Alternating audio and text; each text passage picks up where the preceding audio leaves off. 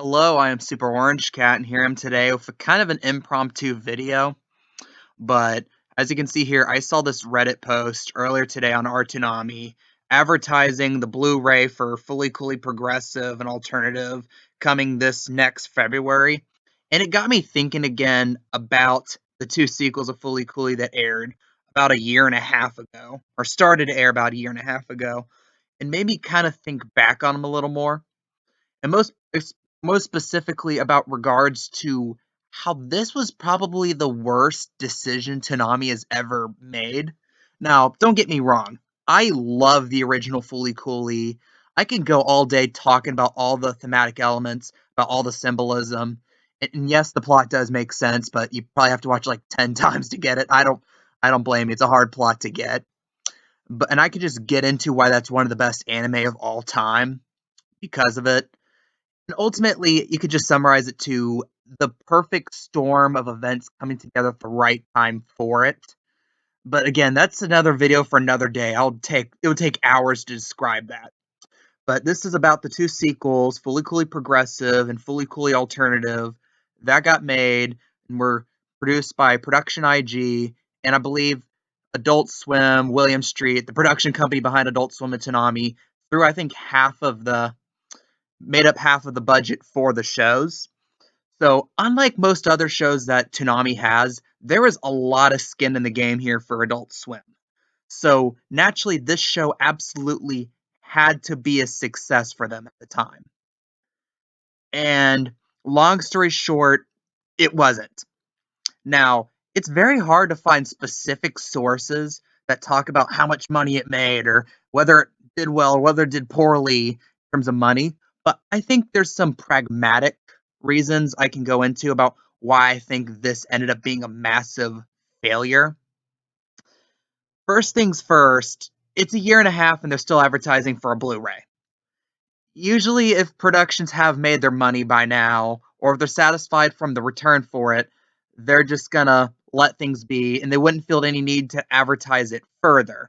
However, the fact that they're throwing even more money, and this is WTK, I forgot the exact what that means, the name, but I believe it's not the production studio, but it's a distributor in Japan, which I find it interesting that they're advertising in English, but never mind that. But at the same time, I mean, I don't know anyone that actually has personally bought any memorabilia with regards to the two sequels. I know plenty of people that have like Fully Coolly like stuff, like Fully Coolly shirts. I know a lot of people who specifically have that one Fully Coolly poster of like Haruko or Vespa, and it's like an above shot of her. I can't find the picture right now for some weird reason, but hopefully you know what I'm talking about. But I digress. Get back more to the point. I'm pretty sure these two sequels lost a lot of money for Toonami for Adult Swim and for production IG as well. And as like another point is there's one claim a lot of fans made at the time when these were airing, especially during Progressive, saying it's the number one show in streaming right now. Its iTunes sales are very high for it. Well, that's a bit misleading because if you remember correctly, Progressive aired in June and July of 2018.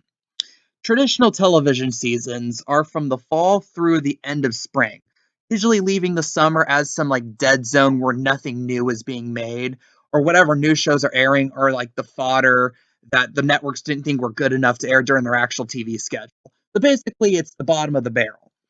So the competition that Progressive had during this time was bottom of the barrel network shows that they're already died out that people have already forgotten about. So it's not like to be number one, you had to jump many hurdles at the time. So the iTunes purchases were probably relatively low, more far lower than we're led to believe, probably because of that. And the same thing for alternatives, as I heard they had roughly similar numbers in terms of streaming and in terms of iTunes sales. So again, I don't think that was a very substantial financial source. Another one is the thing I talk about every week here, Toonami's ratings. Specifically, Progressive had a very weird ratings progression. I can't remember all the numbers off the top of my head, but I remember it debuting somewhat well at a .29, which in some schools of thought was actually a bad number considering how much money Adult Swim, how much money Toonami had to throw at this. They were hoping it was going to do gangbusters. It didn't do gangbusters. 0.29. Today that looks like an amazing number, but back then that was not quite as good. Like, it was still well below Dragon Ball Super that night. I think even below Dragon Ball Kai, which aired the same night too. I'm not 100% certain on that. And then the next episode dropped below 0.2. So I think people at that point had to start panicking. But then there was this weird thing where the third episode aired and it went up to near 0.4. And people were talking about, people love it. However, if you remember correctly, that was the beach episode. And let's be honest here. A lot of people watched that just to see Haruko in a bikini. Let's be real here.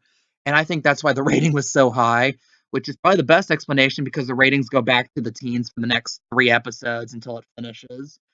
And then Alternative, which airs in the fall, had even worse ratings. Like, it probably had the worst rate. It was a complete failure in terms of ratings. I believe I don't remember it ever getting even at a 0.2 in its initial run at 11:30, and it was put after Dragon Ball Super at that point because at that point Dragon Ball Kai I believe already ended on Toonami. So and Fully Coolly Alternative being the show that had to make money, got thrown in the most lucrative spot right behind Dragon Ball Super, and it retained barely half of it usually. Which, considering how a lot of people gave My Hero Academia a lot of flack for being like getting only about 70% retention, yeah, 50% retention is a complete disaster. That's what it was for Fully Coolly Alternative too. So again, like I said right here, the ratings were not going to make you money for Progressive and Alternative. And the only avenue I could think of that Toonami or Adult Swim debatably got any profit off of is merchandising. Yet again, the specific numbers of that are very, very hard to find. Even I couldn't find it, but I found a couple of places where that claimed that they sold out on Fully Coolly progressive or alternative items online. But yet again, these were like places where their stock was like 10 or 5 of these specific items. So it's pretty easy to sell out when your numbers are low. But at the same time, I don't think still, considering the amount of budget it takes to make anything animated, and especially if you watched Progressive, they got very, very creative with the animation at times, and you cannot tell me that was cheap. So again, and also if I remember correctly, in Japan, these weren't aired on TV in Japan. They were kind of just stapled together and treated as movies in a way. So it's like you just go to a theater and watch Fully Coolly Progressive, which flowed as like a 2.5 hour long movie, so to speak. And from what I heard, the reception for Fully Coolly Progressive in Japan was more or less mixed. But dear, from what little I've heard, which is admittedly mostly hearsay, so take this with a grain of salt, people hated Fully Coolly Alternative in Japan. And I heard specifically people talking about how they hated especially the last 2 or so episodes of it, which I honestly don't blame them because the more I've come back to it in my mind, as much as I've come back to the specific last 3 minutes of Fully Coolly Alternative, which I'm not going to tell you what they are for the sake of spoilers in case you want to watch them yourself, they were kind of controversial at the time, but I kind of came around to it. I really came to actually like the last few minutes of it, but the plot, like how the plot unfolds in the last episode and a half, makes absolutely almost no sense if you think about it rationally. Let's just say there's one character you're gonna learn to hate purely because of what happens the last episode and a half or so. And over time, like in the United States, it's almost a reverse reaction. Reverse and actually more, as much as it's kind of a meme to hate on the two Fully Coolly sequels here in the United States, it's received much better here than in Japan because Progressive was given generally negative reviews here. And I can go into all the reasons why. Long story short, I just think it's a very. Imagine someone just wrote a fanfic of Fully Coolly just instead of Nada, have like a very, very depressed girl. That's basically Fully Coolly Progressive. And then Fully Coolly Alternative, I honestly thought more or less was definitely better than Progressive. And for the first 4 episodes, I thought it was pretty solid. Although in retrospect, I'm starting to sour in the last couple episodes. And over time in the United States, as much as Fully Cooley Alternative was actually pretty well liked when it first aired, in retrospect, I think a lot of people are just kind of turning against it in a way.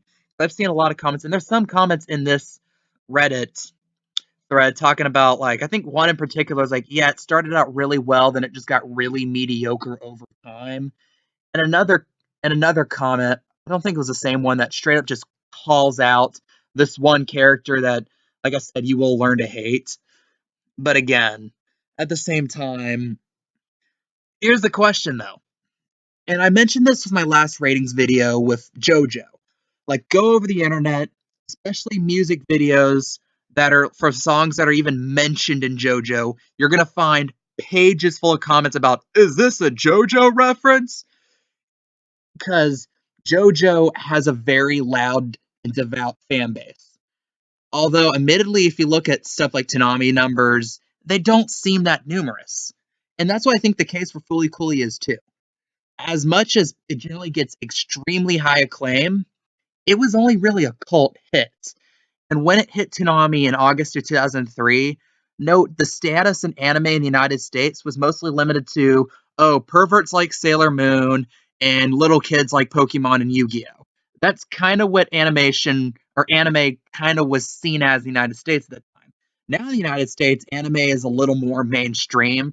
We have people talking about even more anime like Attack on Titan, My Hero Academia, and now Demon Slayer, alongside Naruto, which I think was the anime that really threw anime more into the mainstream United States.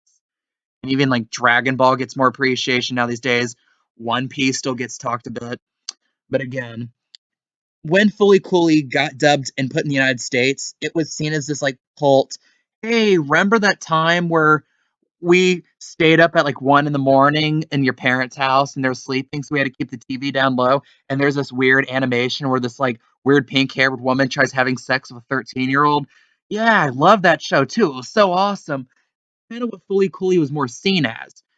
It was never really as mainstream, even close to being mainstream as like a Naruto or a Dragon Ball franchises, which are still very, very profitable to this day. But Fully Cooley, like I said, and I'm a fan of it, it had a loud fan base, the people who like it. Like, you have a lot of people, like, still to this day, you have a lot of people cosplaying as, like, Haruko and Naruto at conventions. But at the same time, it's just, like JoJo, more cut down to just a very, very devout, small fan base. And I think because of how loud this fan base is, and how Fully Cooley has kind of become this, like, really cool anime to love, Adult Swim had the idea at the time of, hey, I think we can really profit off nostalgia by making more Fully Cooley, horribly overestimating the size of this market. And again, like I said, in Adult Swim might have it's like Adult Swim, I'm pretty sure lost money on this. But just looking at it pragmatically, Japan, the animation studios, especially Production IG in Japan, had have lost a crap ton of money in this. Because like I said, it was hit in Japan. What little numbers I can get hinted that the box office in Japan was pretty poor, and what DVD sales there were was actually generally poor too, albeit that's not the most forthcoming data as well. Because, like I said, Blu-ray sales aren't always the best indicator. Because, like I said, you have Fire Force, which has been one of the hotter anime, no pun intended, of 2019, having poor Blu-ray sales because of the timing with the Kyoto Animation fire. At the same time, even with this, I just can't see any way that these two sequels actually made that much money. So, what do you guys think? What are your opinions on these two sequels a year and a half after the fact? Did you love them? Did you hate them? Do you like this content? Do you want me to shit talk Fully Cooley sequels more? Or if you like any retrospective or Toonami related content, please like this video. Please subscribe and hit the notification button.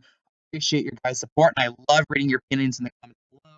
I am Super Orange Cat, and that is all.